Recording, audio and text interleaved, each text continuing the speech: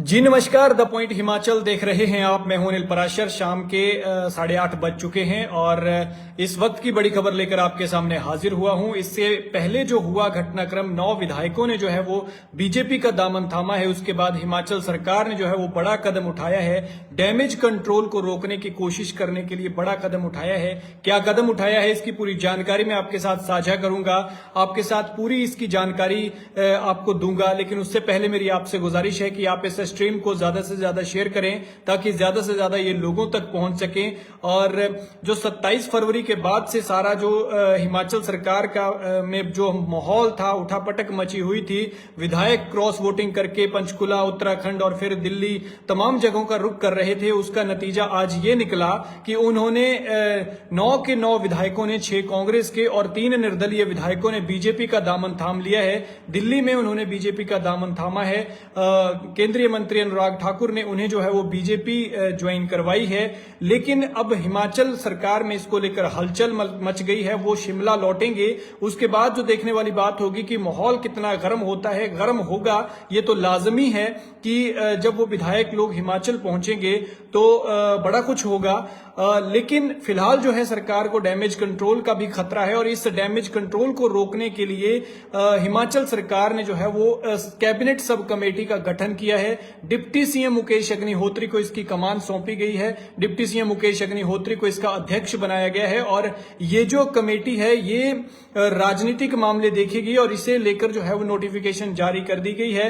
General administration department की तरफ से इसको लेकर नोटिफिकेशन जारी कर दिया। अभी कुछ देर पहले ये नोटिफिकेशन की गई है और इस कमेटी में बाकी जो मेंबर हैं वो एग्रीकल्चर मिनिस्टर चंद्र कुमार हैं, इंडस्ट्री मिनिस्टर हर्षवर्धन चौहान जी हैं और राजस्व मंत्री जगत सिंह नेगी इस कमेटी के सदस्य बनाए गए हैं। जबकि कमान जो है वो डिप्टी सीएम मुकेश अग्निहोत्री के हाथ है। इस संबंध में सभी प्रशासनिक सचिवों को इसकी जानकारी दे दी गई है, सूचित कर दिया गया है। और प्रदेश में जिस तरह से बीते दिनों सरकार पर सियासी संकट आया और आज 6 कांग्रेस के विधायक और जो बागी हो चुके थे और 3 निर्दलीय विधायकों ने बीजेपी का दामन थाम लिया, उससे कहीं ना कहीं सरकार को अभी भी डैमेज कंट्रोल का खतरा लग रहा है, जिसे रोकने के लिए इस कमेटी का गठन किया गया है। डैमेज कंट्रोल को बचाने की सरकार जो है बचने के लिए इसके पूरी कोशिशें कर रही है, क्योंकि सरकार को कहीं ना कहीं अभी भी खतरा लग रहा है। भाजपा के मिशन लोटस की जो है वो इससे पहले खबरें आ रही थी, सियासी गलियारों में ये चर्चा थी, अटकलें लगाई जा रही थी मिशन लोटस की। ऐसे में इस सब कमेटी का गठन किया गया है कि ये डैमेज कंट्रोल को रोकेगी, डैमेज को कंट्रोल करेगी और सरकार को मजबूत रखने के लिए जो जरूरी होगा वो कदम उठाने के लिए सरकार से ये कमेटी जो है वो सिफारिश करेगी।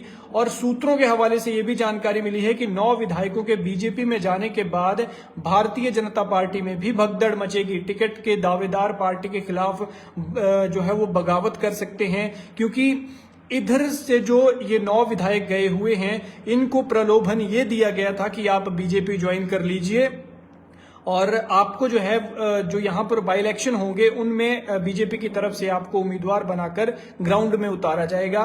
तो दूसरी तरफ कई तरह के वीडियोस भी इसको लेकर सामने आ चुके हैं कि जो बीजेपी के इन जगहों पर अपने लीडर्स हैं, जो पहले पार्टी के प्रत्याशी रह चुके हैं, सीनियर्स हैं, वो कहीं ना कहीं अब नजरअंदाज होने का उनको खतरा लग रहा है। ऐसे में जो है वो भगदड़ मचना लाजमी है।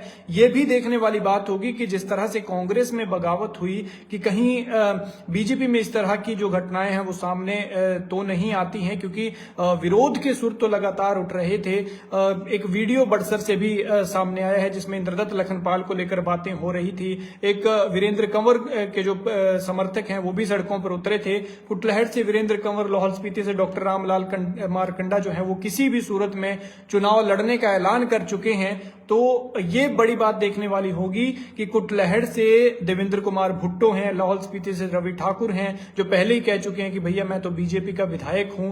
हालांकि उस वक्त उन्होंने जो है वो बीजेपी ज्वाइन नहीं की थी, लेकिन उन्होंने ये कह दिए थे कि मैं तो बीजेपी का हूं। ऐसे में भाजपा के ऐसे नाराज नेताओं से भी जो है सब कमेटी मुलाकात करेगी और देखेगी कि इनका क्या हो सकता है और किस तरह से इस सारे घटनाक्रम को कंट्रोल किया किया जाए और इस सारी समस्या को देखा जाए, क्योंकि कांग्रेस के पास 40 विधायक थे जब सत्ता में पार्टी आई थी, कांग्रेस सरकार बनी थी तब 40 विधायक थे, 6 विधायक छोड़ गए, अब 34 बचते हैं। 3 निर्दलीय थे जो सरकार को समर्थन दे रहे थे, वो भी बीजेपी का दामन थाम गए हैं। ऐसे में अगर इन सीटों को काउंट किया जाए, अगर बाई इलेक्शन में बीजेपी की ये 9 सीटें आती हैं तो बीजेपी के पास भी 34 सीटें होंगी।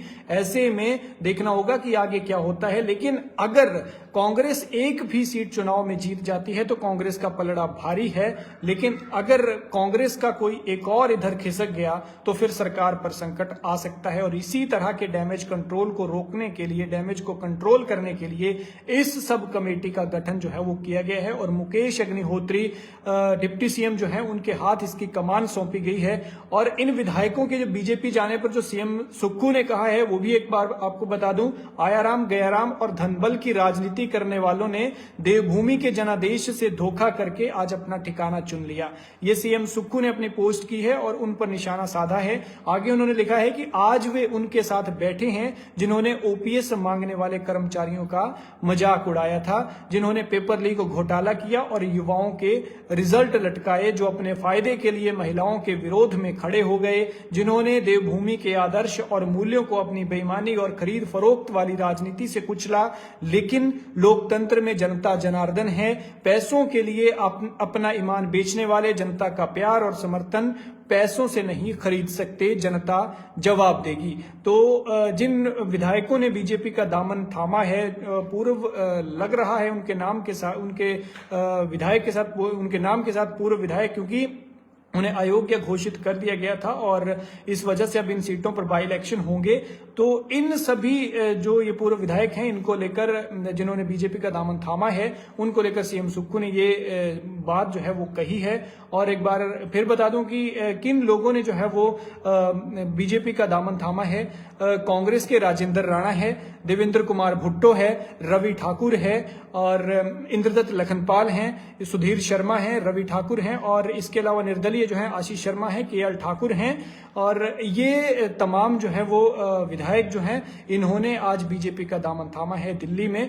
और इन्होंने कांग्रेस और जो निर्दलीय विधायक जो थे वो कांग्रेस को समर्थन दे रहे थे, उन 9 विधायकों ने बीजेपी का दामन थामा है। ऐसे में अब देखने वाली बात होगी कि आगे जो बाई इलेक्शन होते हैं वो इस चुनाव को किस ओर लेकर जाते हैं। अगर 9 की 9 सीटें बीजेपी के पाले में आ जाती हैं तो 34-34 होते हैं, और अगर बीजेपी उधर से एक इधर खिसकाने में कामयाब रहती है तो फिर सरकार पर खतरा मंडरा सकता है। और इसी खतरे को टालने के लिए हिमाचल प्रदेश सरकार ने इस कमेटी का गठन किया है। डैमेज कंट्रोल को रोकने के लिए कैबिनेट सब कमेटी बनाई गई है, जिसकी कमान डिप्टी सीएम मुकेश अग्निहोत्री के हाथ है। और इसके अलावा जो इसमें मेंबर्स हैं वो हैं कृषि मंत्री चंद्र कुमार, इंडस्ट्री मिनिस्टर हर्षवर्धन चौहान, राजस्व मंत्री जगत सिंह नेगी, ये जो है इस कमेटी के मेंबर हैं। और इस पूरे घटनाक्रम पर आप क्या कहते हैं, कमेंट में अपनी राय दें, और क्या लगता है आपको कि आगे क्या होगा ये भी जरूर बताएं। फिलहाल द पॉइंट हिमाचल देख रहे थे आप, मैं हूं अनिल पराशर, इजाजत दीजिए और वीडियो को शेयर करना ना भूलें। धन्यवाद।